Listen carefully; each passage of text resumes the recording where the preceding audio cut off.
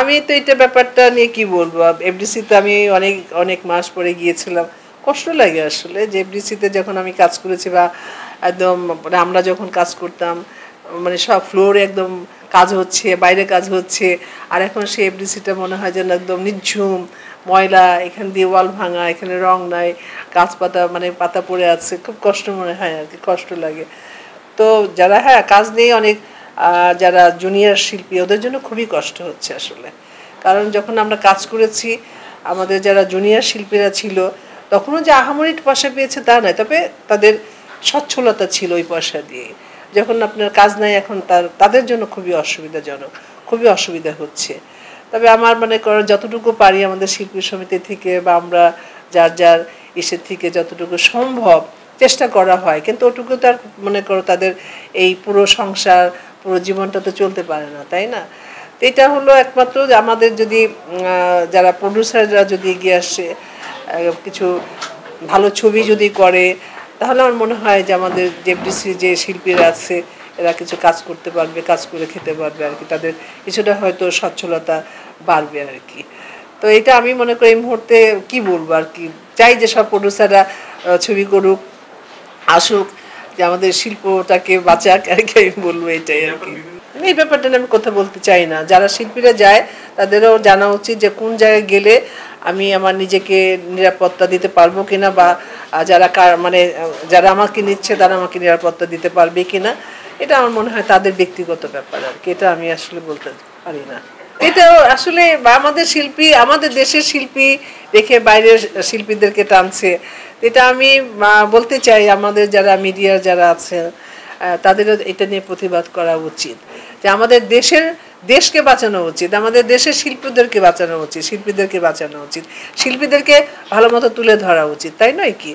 এখন যারা করছে এগুলো আমরা বাইরে থেকে শিল্পী এনে অনুষ্ঠান বলো বা যে কোনো আপনার প্রতিষ্ঠান উদ্বোধন করছে বা অনেক কিছু দেখছে আমি হয়তো ফেসবুকে, তাই বলবো যারা আমাদের মিডিয়ার লোক আছে তারাও কিন্তু প্রতিবাদ করাটা উচিত হবে আর কি, যে না আমাদের দেশে অনেক ভালো ভালো শিল্পী আছে, অনেক নাম করা শিল্পী আছে, এখনও দর্শক অনেকে চায়, দেখতে চায়, তাদেরকে আপনারা ব্যবহার করেন না কেন, তাদেরকে না কাজ করেন না কেন, তাই না? এটা আমি মনে করি যে বিদেশ থেকে শিল্পী এনে আমাদের যারা শিল্পীরা আছে এদেরকে ছোট করা আর কি। আসলে সত্যি কথা বলি আমি তো চলচ্চিত্রেরই মানুষ, আমি তো আগেও যখন আমি অনেক ব্যস্ত ছিলাম তখনও আমি চলচ্চিত্র করেছি রোজিনা ফিল্মসে, যেমন দুন্না বানিয়েছি, জীবনধারা, রাধাকৃষ্ণ, তারপর অভিনয় করার পরও আর তারপর অনেক বছর পরে আমি একটি ছবি করলাম, আমি এই ছবিতেই হলো আপনার ডাইরেকশনও দিয়েছি প্রথম। তা আমার ইচ্ছে কিন্তু, কেন আমি চলচ্চিত্রের মানুষ, আসলে চলচ্চিত্রকে নিয়েই থাকতে চাই যতদিন পৃথিবীতে বাঁচবো। আর চলচ্চিত্রটা এত বড় একটা সংস্কৃতি অঙ্গনের প্ল্যাটফর্ম যে এই চলচ্চিত্র দিয়ে কিন্তু অনেক কিছু বদলানো যায়, অনেক কিছু শেখা যায়। হ্যাঁ, তা কেন যেন মানে কারণ আমাদের দেশের, আমি চাইনি, কখনো ভাবতেও পারি না যে আমাদের দেশের চলচ্চিত্র এইভাবেই মানে মুখ থুবড়ে পড়ে যাবে আর কি। তা আমি আশাবাদী যে ইনশাল্লাহ হয়তো বা আগের মতো হবে। আর আমার কথা যেটা বলছেন সেটা হলো অবশ্যই আমার ইচ্ছা আছে, আল্লাহ যদি ধরনের সুযোগ সুবিধা দেয় আমি নিজে প্রডিউস করব। আর অভিনয় করাটার মধ্যে অতটা আমার ইন্টারেস্ট না, ডাইরেকশন দেওয়ার জন্য আমার খুব ইচ্ছা, ডাইরেকশন দিব আর কি। না না, যেটা পাস্ট ইজ পাস্ট, গুণীরা কদর করছে না এটা তো আমি কি করে বলবো, যারা দাদা এই ধরনের কাজ করছে ওদেরকে জিজ্ঞেস করবেন আর কি। আসলে আমাদের দেশে আমরাই তো করতেছি, আমাদের লোকই তো করতেছে, তাই না?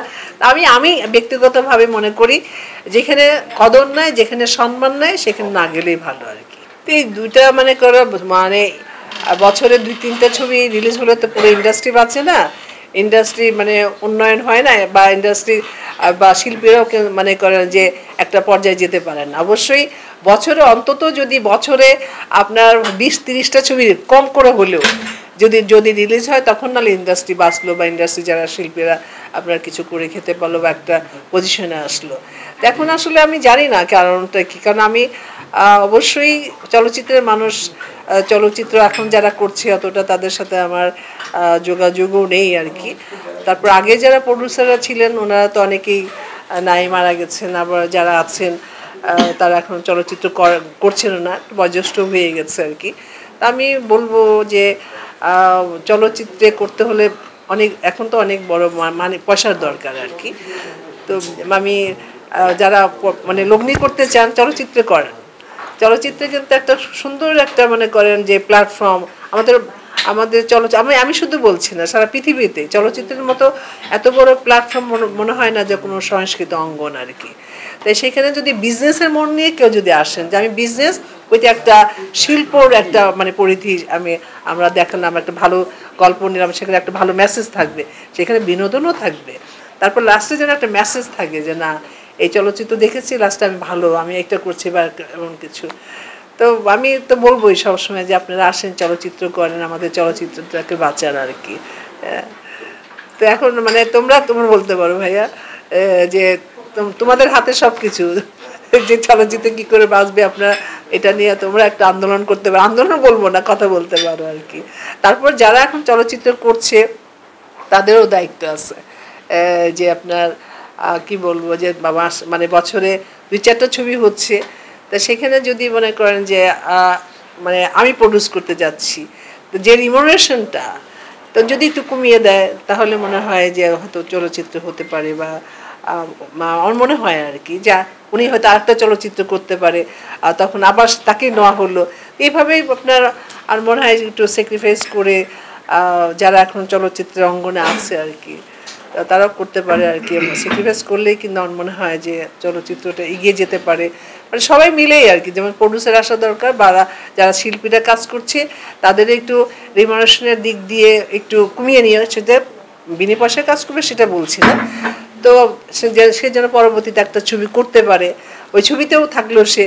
এইভাবে যেন মানে মানে বাড়ে চলচ্চিত্রের আপনার দিকটা আর কি। যেমন আমি যেটা শুনেছি, বা শাহরুখ খানকেও অনেক ইন্টারভিউতে আমি বলতে শুনেছি, উনি এখন পয়সা নেয় না চলচ্চিত্র থেকে। তা বলছে তুমি চলো কি করে, বলে যে আমি ধরো এই কোথাও ফাংশনে গেলাম, এই গেলাম সেই গেলাম, আমার যে ম্যানেজার আছে বলছে ওই দেখো অমুক দেশে কোনো ফাংশনে কোনো কিছু আছে, অমুক জায়গায় আছে কিনা।